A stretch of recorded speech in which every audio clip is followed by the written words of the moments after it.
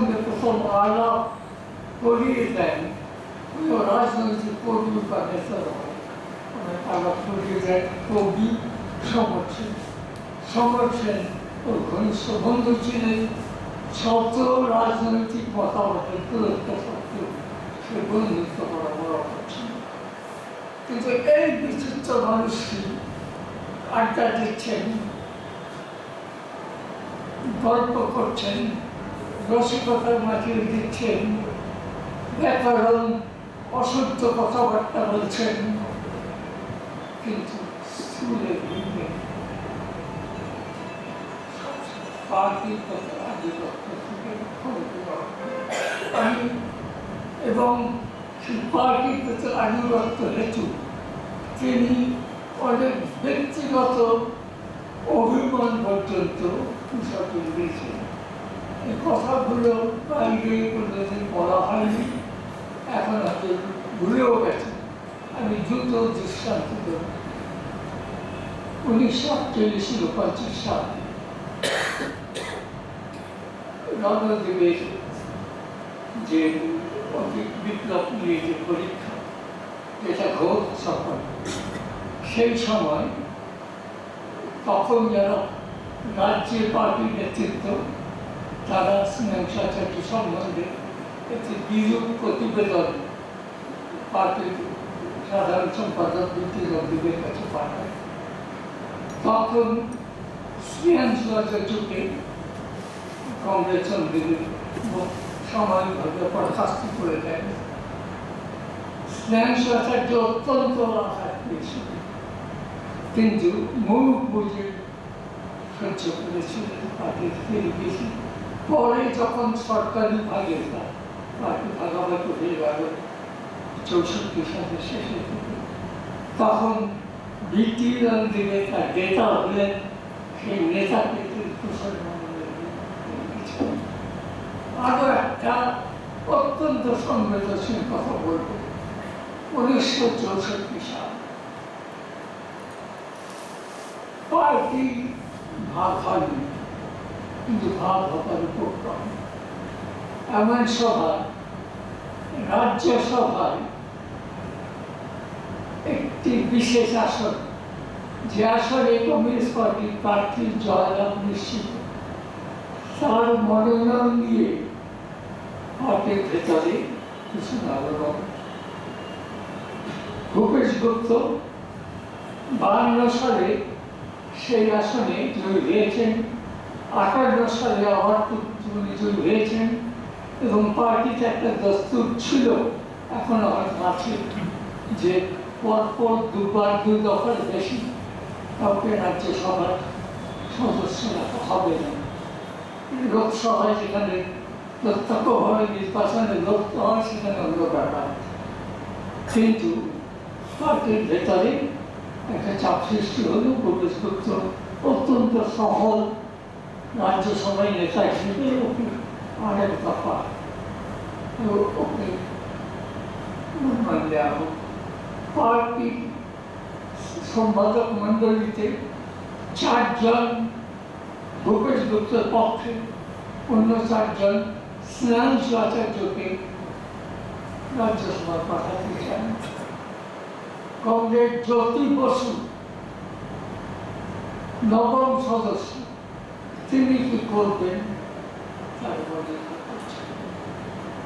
তিনি একদা হরিহর রাস্তা বন্ধু। ভূপেশ গুপ্ত, জ্যোতি বসু, জ্যোতি বসু কাকে ভোট দেবেন? জ্যোতি বসু ভূপেশ গুপ্তকে ভোট দেবেন। ভূপেশ বাবু পার্টির মনোনয়ন পেয়ে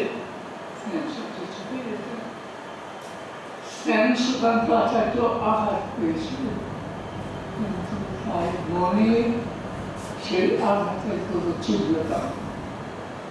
আমি 1965 সাল থেকে সুকান্ত আচার্যের মৃত্যু পর্যন্ত 66 অগস্ট 86 সাল, এই যে 21 বছর, যে সন্ধ্যায় জ্যোতি বসু অন্য কোথাও যাওয়া নিয়ে সপ্তাহে এমন 3টে জায়গাটি অবধারিতভাবে তাকে পাওয়া যেত একমাত্র স্নেহ সোসাইটির বাইরে। কারণ সেটাই তার অবলম্বন, আশ্রম, বন্ধু, পরামর্শদাতা। অনেকদিন রাত্রি আহার ছেড়ে তাকে বাড়ি দিতে। এখন এই যে একটা আশ্চর্য মানুষ, যে হয়তো মনের ভিতরে একটা আশা পোষণ করেছিলেন যে একবার যাবেন নতুন দিল্লিতে গিয়ে একটু সংসদে বসবে, কিন্তু তার ঘনিষ্ঠতম বন্ধু তাকে যেতে দিলেন না। কোনো রকম অভিমান ছিল। এই সেজন্য আমি বলি এক আশ্চর্য মানুষ ছিল। আমি আর কথা বাড়াবো না, কারণ অনেক কথা বলবার ছিল, কিন্তু আরো অনেকে আছেন। আমি শুনে যাবো যে শেষ পর্যন্ত একটা মানুষকে পরিচয় নির্ভর করে সেই মানুষ কতটা নিজের প্রতি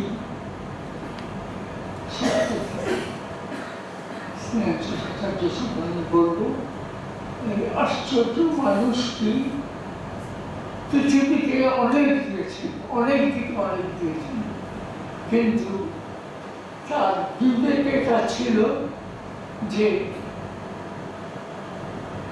জমিদার নন্দন হয়ে জন্মগ্রহণ করেছিলেন এবং সেই জমিদার নন্দন হওয়ার কতগুলো দায়ভার সমাজের কাছে আছে, সেই দায়ভার তিনি মেলাচ্ছেন।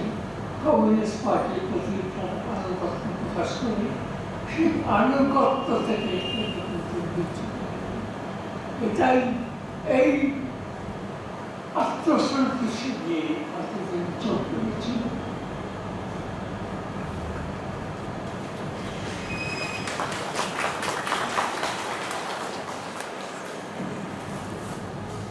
স্নেহা সুকান্ত আচার্যের খুব নিকট দুই বিশিষ্ট ব্যক্তি, তারা আসতে পারেননি, কিন্তু লিখিত বার্তা পাঠিয়েছেন। একজন সোমনাথ চট্টোপাধ্যায়, আরেকজন শ্রী নরনারায়ণ গুপ্ত। আমি বিজয়া গোস্বামীকে অনুরোধ করছি এই বার্তা দুটি পাঠ করে দিন।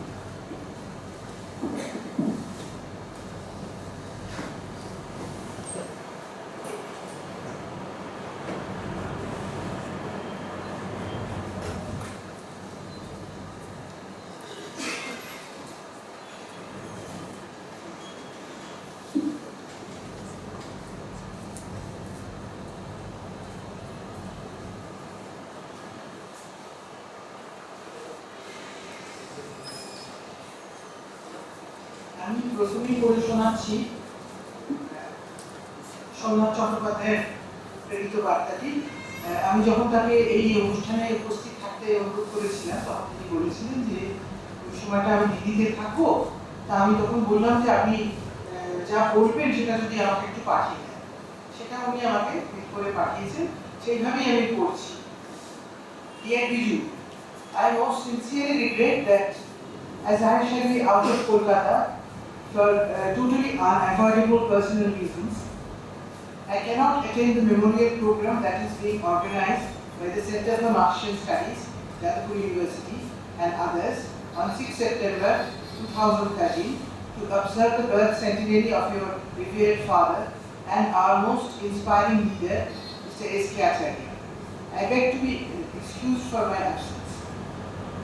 It was my great fortune that I enjoyed in abundance the love and affection of one of the finest human beings that I have had the privilege of knowing in my long life. He was none other than our most respected Dududa, the incomparable Sneha Sukanta Acharya, a leading lawyer, a well-known Marxist leader, and a most lovable person. He was born in a rich Zamindar family of Mymensingh district, now in Bangladesh. His family was well known for its active role during the freedom struggle and for its various acts of benevolence and pro-people charitable activities. Sneha Shukanta's father was a very well-known and highly respected person, and my father, Sri N.C. Chatterjee, a lawyer, an MP, and a judge of the Calcutta High Court, and senior advocate of Supreme Court, used to regard him with great respect. A close friend of Jyoti Basu, like him, S.K. Acharya came back from England as a barrister, and greatly impressed by Marxist ideologies, he became actively associated with the Communist Party of India, later the Communist Party of India Marxist. True to his political commitments, as a barrister practicing in Calcutta High Court, he extended his caring hand to all those who were oppressed and needed legal and other redress. He regularly used to appear in courts for the workers, employees, their organizations and trade unions, especially those associated with left parties. Indeed, he was a tower of strength for the trade unions, their members and workers' associations in different courts of law.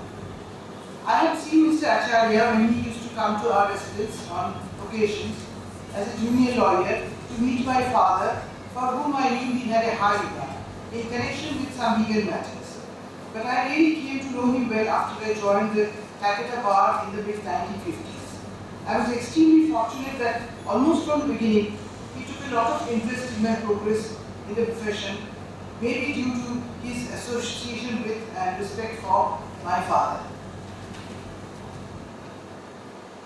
At the instance of S.K. Acharya, I started representing workers, trade unions and others who were members or functionaries of CPI or CPIM in the High Court, of course without charging any fees. Such appearances gave me the opportunity to come close to many leaders of the CPIM. At the suggestion of S.K. Acharya, I became a member of the Democratic Lawyer Association, which was an organ of the party. Although I had not joined the CPIM as desired by Mr. Acharya, I started attending many party programs, public meetings and great party literature which he had given me. Gradually I became one of the supporters and sympathizers of the CPIM, which made me very happy. My father was a member of the 3rd and 4th Lok Sabha. He stood as an independent candidate but was supported by the CPI and the CPIM respectively. Due to a setback in the condition of his health, he decided not to contest the general elections in 1971 for the 5th Lok Sabha. Then something happened which completely changed my career path, and later on I realized it was only Dododa who was wholly responsible for it. It was due to Dododa's active initiative and prodding that Jyoti Basu and Binoy Chaudhary visited my father at our Bali residence to persuade him to agree to my contesting Lok Sabha election from Bardwan with the support of the party, about which I had no idea until much later when Dododa told me one day in the court about his and Jyoti Basu's request to my father.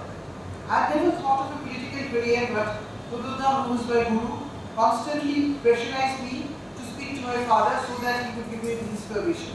Ultimately, my father yielded to the request of Jyoti Basu and Dododa and gave the green signal. And I stood as a candidate with the support of CPIM for the Lok Sabha elections from Bardwan constituency in 1971.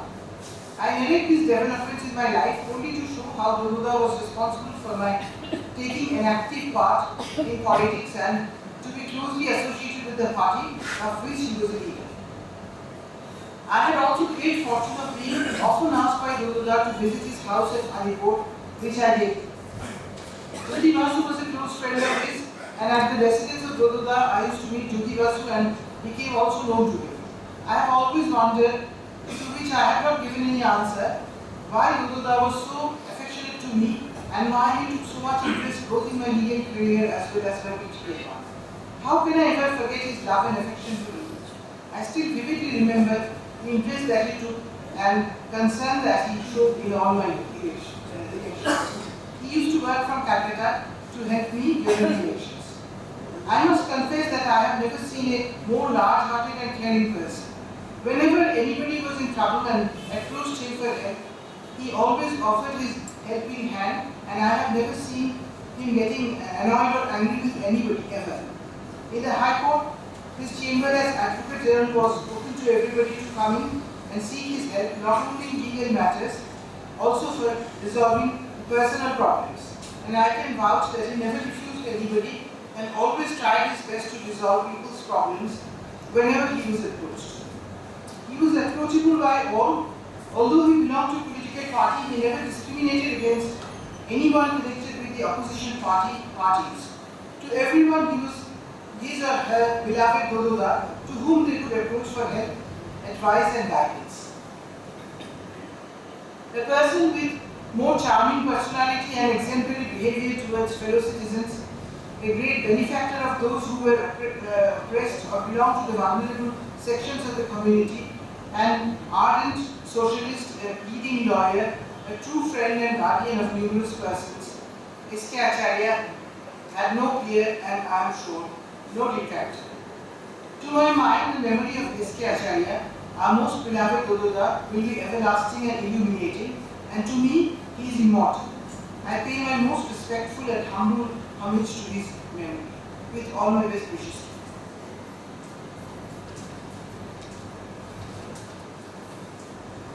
আজকে শ্রী নরনারায়ণ পুত্র এই সভাতে আসার কথা ছিল।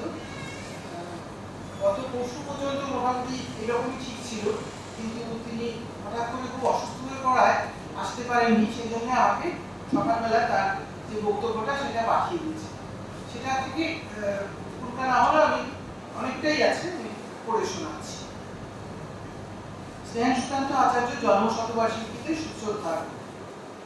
Ballygunge government স্কুলে পড়বার সময় স্নেহান সুতার সঙ্গে আবার আলাপ। পরবর্তী জীবনে তার খুবই কাছে আসার সৌভাগ্য হয়েছে। আমিও তারই মতো আইনি পেশায় যোগ দিয়েছি, কিন্তু আমি তাকে কোনোদিন দোদোদা বলে ডাকিনি, বরাবর স্নেহান সুতা। আমার স্কুল জীবনেই কয়েকজন শিক্ষক এবং সহপাঠীদের সান্নিধ্যে আমি রাজনীতির প্রতি আকৃষ্ট হয়েছি, অবশ্যই কমিউনিস্ট রাজনীতি। 1946 সালে কলকাতায় যে গ্রেট কিলিং হয়, তার বিরুদ্ধে শান্তি মিছিলে যোগ দিয়ে আমার রাজনীতিতে হাতে করি। গৌতম চট্টোপাধ্যায় দাদা গৌরাঙ্গ, বিজ্ঞানী সত্যেন বসুর ছেলে রকি এবং আরও অনেকেই তখন কমিউনিস্ট রাজনীতির সঙ্গী। মিডলটন স্ট্রিটে সাহেবপাড়ায় আমার পৈতৃক বাড়ি, তার ত্রিসীমানায় কমিউনিজমের নামবন্ধ ছিল। আমরা যখন স্কুলে পড়ি তার অনেক আগে স্নেহাংশুদা জ্যোতিবাবু বেশ উত্তরা ব্যারিস্টার হয়ে ফিরে এসেছেন কলকাতায়। দ্বিতীয় বিশ্বযুদ্ধের সময় আন্দামান থেকে ছাড়া পেয়েছেন চট্টগ্রাম বিদ্রোহী নেতারা। অনন্ত সিং, গণেশ ঘোষ, অম্বিকা চক্রবর্তী কমিউনিস্ট পার্টিতে যোগ দিয়েছে। 1948 সালে কলকাতায় কমিউনিস্ট পার্টির দ্বিতীয় অধিবেশনে রামদীপের বিপ্লবী লাইন গৃহীত হয়েছে। আমার মতো কয়েকজন স্কুল ছাত্র তার সঙ্গে জড়িয়ে পড়েছে। স্নেহাংশুদা তখন পার্টির কমান্ডার।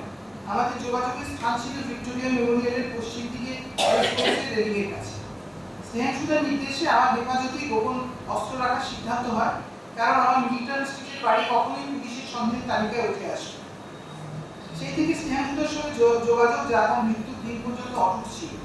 আমার নিজের বয়স এখন 80 কোঠায়। স্মৃতি অনেক সময় বিশ্বাসঘাতকতা করে, তবু বলবো স্নেহাংশুদাকে ভুলে যাওয়া খুবই কঠিন। আমার বলতে কোনো দ্বিধা নেই, আজ বাম রাজনীতিও যেখানে এসে দাঁড়িয়েছে তাতে শতবর্ষী স্নেহাংশুদা যেন আরো প্রাসঙ্গিক হয়ে উঠেছে। স্নেহাংশুদা জ্যোতিবাবুরা লন্ডনে গিয়ে ব্রিটিশ কমিউনিস্ট পার্টির সান্নিধ্যে আসে। আমি 1954 সালে বিলেত যাই, ফিরে আসি 1960 সালে। বিলেত যাওয়ার আগে আমি কমিউনিস্ট পার্টির সদস্য হয়েছিলাম।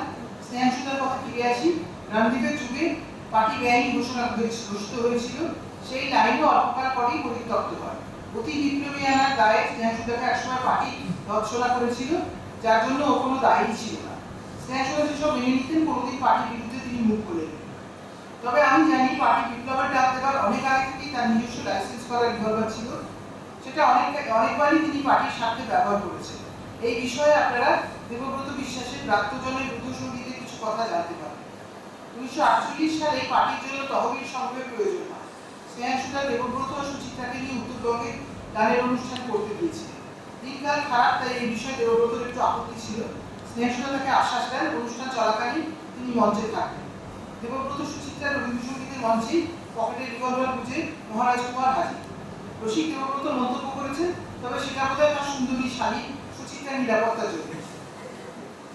স্নেহাংশুদাকে অনেকদিন পরে আবার কাছে পাই 1952 সালে প্রথম সাধারণ নির্বাচন। দক্ষিণ কলকাতা লোকসভা কেন্দ্রের শ্যামাপ্রসাদের বিরুদ্ধে আমাদের প্রার্থী সাধন গুপ্ত। উনি জানতেন আমি অল্প বয়স থেকে খুব ভালো গাড়ি চালাতে পারতাম। নির্বাচনী প্রচারে গাড়ির দরকার। স্নেহাংশুদা বললেন, তোদের বাড়িতে এখন কটা গাড়ি? আমি বললাম খান 5। উনি বললেন একটা তো টিমায় নিয়ে নিন। সেই মতো আমার কাজ হলো জ্যোতিবাবু, বঙ্কিম মুখার্জি, সোমনাথ লাহিড়ীদের যথাসময়ে বিভিন্ন সভায় হাজির করা। 1972 নির্বাচনে ওই কেন্দ্রে আমি হেরে যাই, কিন্তু শ্যামাপ্রসাদের মৃত্যুর পর যখন ওই কেন্দ্রে উপনির্বাচন হয় তখন সাধুগুপ্তই জয়ী হয়ে সাংসদ হয়েছিল। বিলেত থেকে ফিরে আমি স্নেহাসুতার অধীনেই হাইকোর্টে নাম লেখাই। পাশাপাশি পার্টির নির্দেশে চিত্তরঞ্জন সেবা সদন ও ক্যান্সার হাসপাতালের সঙ্গে যুক্ত হই। সেখানে আমি তার সম্পর্কে এক অপূর্ব কাহিনী শুনলাম। ওখানকার চেয়ারম্যান যখন বিধানচন্দ্র রায় তখন স্থির হয় বিদেশ থেকে দামি যন্ত্র কিনে বিজ্ঞানী জলীয় পুরীকে দিয়ে তার উদ্বোধন করানো হবে। পুরীর আসার তারিখ ছিল, স্থির হয়ে গেছে, কিন্তু মেশিন কিংবা টাকা নেই। বিধানবাবু স্নেহাসুতার সমস্যার কথা জানালেন। স্নেহাসুতা তার বেকার রোডের বাড়ি বাধা দিয়ে সেই টাকা সংগ্রহ করে। বিলেত থাকার সময় স্নেহাসুতার সঙ্গে যোগাযোগ কখনোই ছিন্ন হয়নি, কারণ ওর ভাইপো দুটো আচার্য তখন লন্ডনে পড়াশোনা করছিল। তাছাড়া ব্রিটিশ কমিউনিস্ট পার্টির সম্পাদক রজনীকান্ত দত্ত আমার উপর কড়া নির্দেশ ছিল আইন পাশ করে আমি যেন আচার্যের অধীনে কাজ শুরু করি। বিদেশ থেকে ফিরে 1960 সালে আদালতের কাজকর্ম শুরু হয়, কিন্তু 2 বছরের মাথায় 1962 সাল যেন দুঃস্বপ্নের মতো জেগে বসে। বছরের গোড়ায় দলের সাধারণ সম্পাদক অজয় ঘোষ প্রয়াত হন। মার্চ মাসে 4র্থ সাধারণ নির্বাচনে বামেরা পশ্চিমবঙ্গে বিকল্প সরকার গঠনের ডাক দেয় এবং সম্পূর্ণ ব্যর্থ হয়। অক্টোবর মাসে ভারত চীন সীমান্ত যুদ্ধ, নভেম্বরে পার্টির নেতৃস্থানীয় কারারুদ্ধ হন। এপ্রিল মাসে স্নেহাসুতা। কমিউনিস্ট পার্টি তাত্ত্বিক প্রশ্নের ভাঙনের মুখে আমার মতো কম বয়সী মানুষরা প্রায় দিশেহারা। তবু তার মধ্যেও কিছু ঘটনা আমার স্মৃতিতে উজ্জ্বল হয়ে আছে। 1962 নির্বাচনে বউবাজার কেন্দ্রে পার্টি প্রার্থী মোহাম্মদ ইসমাইলের আমি ইলেকশন এজেন্ট ছিলাম। সেবারই কলকাতার একটি লোকসভা কেন্দ্রে পার্টি প্রার্থী হন স্নেহাসুতা, কংগ্রেস প্রার্থী অশোক সেনের বিরুদ্ধে। আমি পারিবারিক পরিবেশের কারণে ছোটবেলা থেকে গান নাটক ভালোবাসতাম। লন্ডনে থাকার সময় বিশ্ব যুব উৎসবে গান গেয়েছি। 1962 নির্বাচনী প্রচারে কোনো জনসভার আগে আমাকে ঠেলে ঠুলে গান গাইবার জন্য তুলে দেওয়া হতো। এমনি এক নির্বাচনী সভায় আমার গান শুনে স্নেহাসুতা আমার উপর নিষেধাজ্ঞা জারি করেছিলেন যে আমি যেন প্রকাশ্য জনসভায় গানটা না করি, তাহলে নাকি আমার ব্যারিস্টার পরিচয়টা খাটো হয়ে যাবে। উদাহরণ হিসেবে তিনি বলেছিলেন, মিহির সবাই সাঁতারু বলেই ছিলেন, ব্যারিস্টার পরিচয়টা লোকে ভুলেই গেছে। 1962 লোকসভা নির্বাচনে স্নেহাসুতা অশোক সেনের কাছে ধরাশায়ী হয়েছে। তেমনটা যে হবে সেটা তিনিও জানতেন, কিন্তু পার্টি যেহেতু নির্দেশ দিয়েছে তাই তিনি তা অমান্য করেন। অশোক সেন স্নেহাসুতা স্কটিশ চার্চ কলেজের সহপাঠী। এদিকে অশোকবাবু আবার আমাদের আত্মীয়, তার ভাইজি জয়ন্তী সেন আমার বৌদি হয়। কিন্তু এই ভোট যুদ্ধে আমরা তার প্রতিপক্ষ হলেও ব্যক্তিগত সম্পর্ক কোনোদিনই খারাপ হয়। অশোক সেন একবার বলেছিলেন, তোর আত্মীয় জ্ঞান খুব কম, ওইরকম একটা কেন্দ্রীয় কোন সমস্যায় আমার বিরুদ্ধে দাঁড়ালো। অশোকবাবু জানতেন না তার সহপাঠী দোদোর কাছে পার্টির নির্দেশ ছিল শেষ কথা। স্নেহাসুতার বেকার রোডের বাড়িতে সান্ধ্যকালীন আড্ডা খুবই জমজমাট ছিল। সেখানে হিরেন মুখার্জি, শঙ্করদাস ব্যানার্জি, জ্যোতি বসু, সিদ্ধার্থ রায়, ভোলানাথ সেন এবং অনেকেই যাতায়াত ছিল। স্নেহাসুতার পাল্লায় করেই আমার মদ্যপানে হাতে করি। আমাদের বড়লোক বাড়িতেও সব চল ছিল না। সেই আড্ডারে বলতে গেলে সকলেই ছোট, ফলে সেখানে বসা আমার পক্ষে দুটো কারণে অস্বস্তিকর ছিল। প্রথমত সিনিয়রদের সামনে আমার মত খেতে সম্ভব ছিল, আর স্নেহাসুতার লাগামহীন ভাষার যথেচ্ছ ব্যবহার সর্বজন দুর্ভোগ্য হলে মাঝে মাঝে অস্বস্তিকর হতো। স্নেহাসুতা গ্রেপ্তার হয়েছিলেন যখন মোরারজি দেশাই স্বর্ণ আইনের জন্য বহু স্বর্ণশিল্পী আত্মহত্যা করছিলেন। স্নেহাসুতা স্বর্ণশিল্পীদের হয়ে মামলা দায়ের করেন, আমি তার সহযোগী ছিলাম। সেই সময় একটি খুনের মামলা নিয়েও স্নেহাসুতা সওয়াল করছিলেন। 23 এপ্রিল 1963 তাকে ভারত রক্ষা আইনে গ্রেপ্তার করা হয়। সেই সময় আমি প্রতি শুক্রবার আলিপুর জেলে ওর সঙ্গে দেখা করতে যেতাম। ভিমনাগের দোকান থেকে আমাদের বাড়িতে মাসকাবারি মিষ্টি আসতো। জেলে দেখা করতে যাওয়ার আগে আমি রোজই ভিমনাগ থেকে কেজি 2 সন্দেশ নিয়ে যেতাম বন্দি কমরেডদের জন্য। ওই বছর নভেম্বর মাসে তিনি ছাড়া পান। 1962 সালে হতোদ্যম হওয়ার যথেষ্ট কারণ ছিল, কিন্তু সেটা কাটিয়ে উঠতে বিশেষ সময় লাগে। ততদিনে একথা মোটামুটি ঠিক হয়ে গেছে যে কমিউনিস্ট পার্টি ভাগ হবে, কিন্তু কার্যত দেখা গেল নেতৃত্ব তখন 3 ভাগ। একদিকে ডাঙ্গি রাজেশ্বর রাও, অন্যদিকে রণজিৎ সুন্দরায়া, কিন্তু মাঝখানে আছে জ্যোতি বসু, ইএমএস, ভূপেশ গুপ্ত। আমি স্নেহাসুতা গোড়া থেকে রণজিৎ সুন্দরায়া, প্রবোধ দাশগুপ্তের পক্ষে, কিন্তু স্নেহাসুতা বুঝেছিলেন জ্যোতি বসুকে পক্ষে আনা দরকার। এই সময় ভূপেশ গুপ্ত রাজ্যসভার কার্যকাল শেষ হয় বলে মনে করছে। দলের একটি অংশ স্নেহাসুতাকে প্রার্থী করতে চেয়েছিল, কিন্তু তাতে আপত্তি করেন জ্যোতিবাবু। তিনি মনে করেন ভূপেশ গুপ্তর মতো মানুষের রাজ্যসভায় থাকা প্রয়োজন, যদিও জ্যোতিবাবু স্নেহাসুতার একান্ত বন্ধু। তিনি এমন সিদ্ধান্ত নেওয়ার স্নেহাংশুদের অসন্তুষ্ট হওয়ারই কথা, কিন্তু তিনি কখনো তা মনে করেননি বা ব্যক্তিগতভাবে তিনি চাননি কোনো উচ্চ পদ। 1964 সালে দুটি পুনর্নির্বাচন হয় বর্ধমানে, একটি লোকসভা বা একটি বিধানসভা আসনে। লোকসভায় আমাদের প্রার্থী ছিলেন এনসি চ্যাটার্জি এবং বিধানসভায় বিনয় চৌধুরী। নেতারা তখন প্রায় সকলেই জেলে এবং বেশ কয়েকজন আত্মগোপন করে আছে। এই নির্বাচনের জন্য আমাকে নিয়মিত বর্ধমান যেতে হতো, সঙ্গে স্নেহাংশুদা, রাম চ্যাটার্জি এবং আরো অনেকে। স্নেহাংশুদা যখন জেলে তখন রাজ্য সরকার তাকে খানিকটা জব্দ করার জন্য পুরুলিয়া জেলে পাঠিয়ে দেওয়ার সিদ্ধান্ত নেয়। সুপ্রিয় বন্দি এবং আমরা বিষয়টি নিয়ে প্রবীণ আইনজীবী শঙ্করদাস ব্যানার্জির সঙ্গে কথা বলি এবং জানাই যে একজন বন্দীকে এভাবে হেনস্থা করার কোনো অর্থই হয়। শঙ্করদাসবাবু বিষয়টি নিয়ে মুখ্যমন্ত্রী প্রফুল্ল সেনের সঙ্গে কথা বলেন এবং পুরুলিয়া স্থানান্তর বন্ধ হয়। 1963 সালে সুপ্রিম কোর্টে ভারত রক্ষা আইনের বিরুদ্ধে মামলা হয়। সেই মামলায় অংশ নিতে আমাকে দিল্লি যেতে হতো। এই সময় বৌদি সুপ্রিয়া আচার্য মামলার জন্য সব রকম সাহায্য করেছে। আইনজীবী হিসেবে হাইকোর্টে আমরা স্নেহাংশুদের নেতৃত্বে চলতাম। এই সময় আমাদের প্রধান কাজ ছিল পার্টি, ট্রেড ইউনিয়ন, কৃষক সভা, শিক্ষক এবং কর্মচারী আন্দোলনকে যথাসম্ভব আইনি সাহায্য দেওয়া। তাছাড়া দলের নেতা কর্মীদের নামে যেসব মিথ্যা মামলা হতো তা থেকে তাদের ছাড়ি না। এই কাজে কোনো পারিশ্রমিকের প্রশ্ন ছিল। এই বিষয়ে স্নেহাংশুদের মতামত খুব পরিষ্কার ছিল। পার্টিতে আইনি সাহায্য করাই আমাদের কাজ, কিন্তু সেটাই একমাত্র কাজ নয়। হাইকোর্ট বা সুপ্রিম কোর্টে পেশাদার আইনজীবী হিসেবে আত্মপ্রতিষ্ঠা লাভ করাটাকে তিনি বিশেষ গুরুত্ব দিতেন। তার মতে তাতে আদতে পার্টিরই লাভ। হাইকোর্ট পাড়ায় সকলেই জানতো ময়মনসিংহের মহারাজ কুমার আসলে একজন পাড় কমিউনিস্ট, কিন্তু কোনো তাবড়া আইনজীবী বা বিচারপতি যেন স্নেহাংশুদাকে একদিনের জন্য তাচ্ছিল্য করতে পারেনি। তার ব্যবহারের জন্য তার যে সর্বজনগ্রাহ্যতা, সেটা ছিল তার কাছ থেকে শেখার মতো জিনিস। আদালতে মামলা লড়ার ব্যাপারটা যে কেবল আইনি লড়াই নয়, তার জন্য যে একটা চৌকস রণনীতি দরকার, সেটা তিনি সবসময় উপলব্ধি করতেন।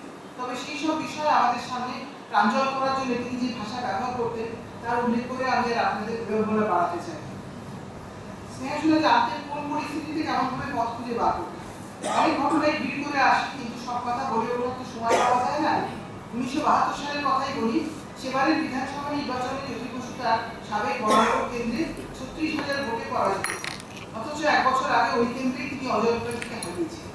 শুধু জ্যোতি বসু নন, প্রায় সমস্ত বাম নেতাই সেবার পরাজিত হন। বামের পক্ষ থেকে সেই নির্বাচনকে সাধারণ নির্বাচন আখ্যা দেওয়া হয়েছিল, সেই ইতিহাস সকলেরই জানে। কিন্তু ভোটের দিন জ্যোতি বসু আরো অনেকের সঙ্গে বরাবরে আটকে পড়েন। আমি তখন আলিপুর ইনস্টিটিউট, প্রমোদবাবু, হরেকৃষ্ণ কোনার, জ্যোতির্ময় বসু সকলেই উপস্থিত। প্রমোদবাবু জানালেন আমাদের কয়েকজনের বরানগরে যাওয়া দরকার। হরেকৃষ্ণবাবু, আমি, জ্যোতির্ময় সকলেই হাজির। প্রমোদবাবু জানালেন একেবারে খালি হাতে যাওয়া ঠিক হবে। জ্যোতির্ময় উঠে বললে আমার পকেটে আছে। প্রমোদবাবু বললেন আপনি চুপ করে বসুন। তারপর আমাকে বললেন স্নেহাংশুবাবুকে ডেকে পাঠান। স্নেহাংশুদা তৈরি হয়ে এলেন। হরেকৃষ্ণবাবু, স্নেহাংশুদা, মোহাম্মদ ইসমাইল আর আমি রওনা হলেন বরানগর। জ্যোতির্ময় যেতে চাইলে প্রমোদবাবু যেতে দিলেন না। এইরকম একটা পরিস্থিতিকে কেমন করে বাগে আনতে হয় সেটা স্নেহাংশুদার কাছ থেকে শেখা। এই রাজ্যে পার্টি ক্ষমতায় গেছে 1977 সালে। তার আগে 1967 আর 69-এ যুক্তফ্রন্ট সরকার ছিল পরীক্ষামূলক। পার্টি ক্ষমতায় আসার পর স্নেহাংশুদা 9 বছর বেঁচে ছিলেন, তখন তিনি রাজ্যের অ্যাডভোকেট জেনারেল। কিন্তু তার আগে প্রায় 50 বছর তিনি এবং তার মতো অনেকেই যে পরিস্থিতি মোকাবিলা করেছেন সেটাই তাদের কাছ থেকে শেখা। তারা সারাটা জীবন একটি আদর্শকে অবলম্বন করে চালিত হয়েছে।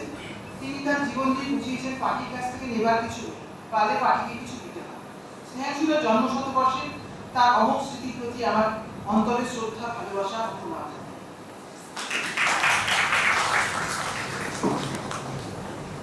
এবারে বলবেন যাদবপুর বিশ্ববিদ্যালয়ের প্রাক্তন উপাচার্য শ্রী অশোক মন্ডল।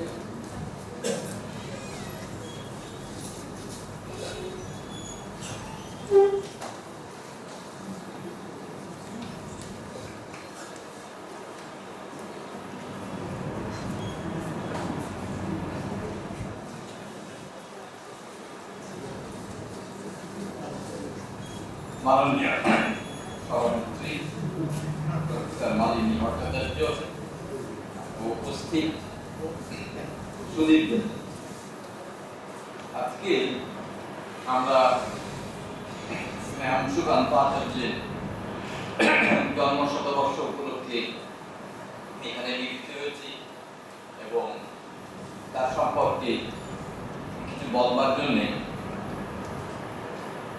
প্রফেসর বিজয়া গোস্বামী আমাকে বিশেষ